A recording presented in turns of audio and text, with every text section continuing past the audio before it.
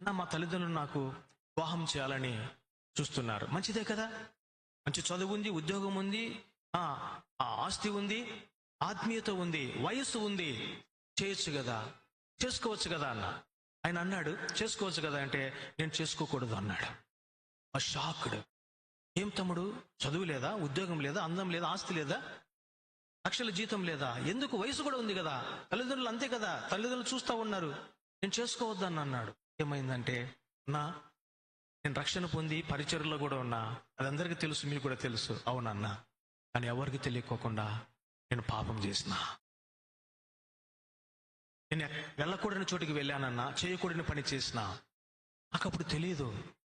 Sudden గా నేను sick అయిపోయా, హాస్పిటల్కి వెళ్ళా, ఇన్వెస్టిగేషన్ చేశారు. నా లోపట ఒక రోగం ఉంది, ఈ రోగముతో నేను పెళ్లి చేసుకుంటే రోగం నా భార్యకు వస్తుందంట, పుట్టబోయే పిల్లలకు వస్తుందంట, అందుకని వేరే వాళ్ళ జీవితం నేను నాశనం చేయకూడదని మిలిపోతా ఉన్నా, నేను పెళ్లి చేసుకోవద్దు. గడుస్తూ ఉన్నాడు. అంతవరకు ఆరోగ్యంగా ఉన్నాడు. ఇప్పుడు మేము ఆరోగ్యంగా ఉన్నాడు అనుకుంటున్నాము, కానీ తనకు తెలుసు తనలో అనారోగ్యం ఉందని. ఎముకలో ఉన్న సత్తు అంతా క్షీణింపజేస్తుంది తను చేసిన పాపం. పాపంకి అంత శక్తి ఉంది చెల్లి, తమ్ముడు.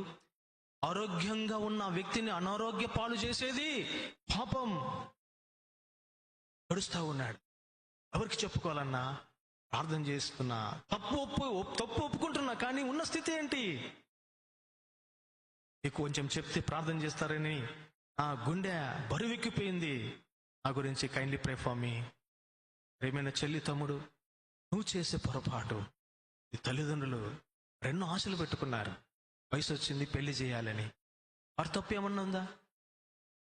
అన్ని పెంచినారు, మంచి చదువు ఇచ్చినారు, అవసరాలు తీర్చినారు, మంచి ఉద్యోగం కూడా ఇవ్వడానికి దేవుడు సాయం చేస్తూ వచ్చినాడు, అన్ని బాగున్నాయి. నువ్వు చేసే ఒక్క పొరపాటు వల్ల ఎన్ని జీవితాలు ఏడుస్తాయి.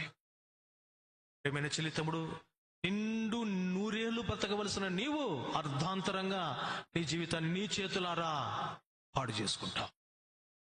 ఆయుష్ తగ్గించబడుతుంది. There is no remedy. ఆ వ్యాధికి నివారణ లేదు. ఇప్పుడు పరిస్థితి ఏంటి? అదే తప్పు చేయకోకుంటే ఎన్నో సంవత్సరాలు జీవించవలసిన వాడు తప్పు చేసిన కారణం బట్టి లైఫ్ స్పాన్ కట్ చేయబడింది. ఏముంది పొరపాట? అదే పాపం ఏం చేస్తుంది? ఎముకలను క్షీణింపజేసి స్వస్థత లేకోకుండా, శరీరాన్ని క్షీణింపజేసి ఎముకలలో స్వస్థత లేకోకుండా